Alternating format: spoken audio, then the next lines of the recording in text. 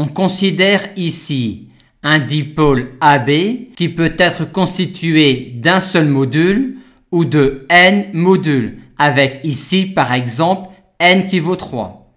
Et on nous demande alors d'exprimer la résistance équivalente à n modules en fonction de la résistance équivalente à n-1 module.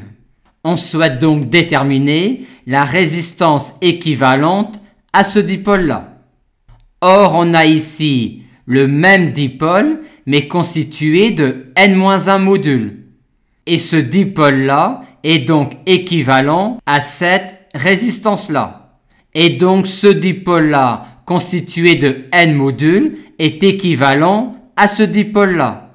On en déduit immédiatement que si on note Rn sa résistance équivalente, on a cette relation-là, soit encore celle-là.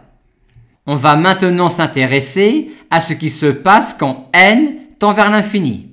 On a ici une suite Rn de la forme Rn égale f de Rn-1 avec une fonction f qui est clairement croissante sur 0 plus infini.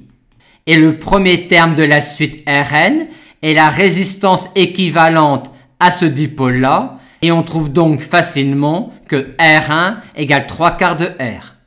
De plus, la fonction f admet un unique point fixe sur 0 plus infini, qui est la résistance que l'on note R infini.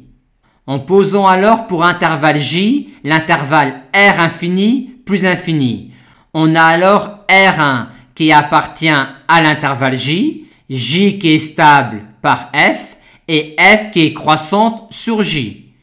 On en déduit donc que pour n supérieur ou égal à 1, toutes les résistances Rn appartiennent à j et la suite Rn est monotone. Et comme on sait qu'elle est monotone, pour connaître sa monotonie, il suffit de connaître la position de R2 par rapport à R1. Et en remplaçant Rn-1 par R1 dans cette relation-là, on obtient cette valeur-là de R2 qui est plus petite que R1. On en déduit donc que la suite Rn est une suite décroissante et minorée par R infini, donc convergente. Et comme sa seule limite possible est l'unique point fixe de petit f sur R infini plus infini, on en déduit que la suite Rn converge et converge vers R infini.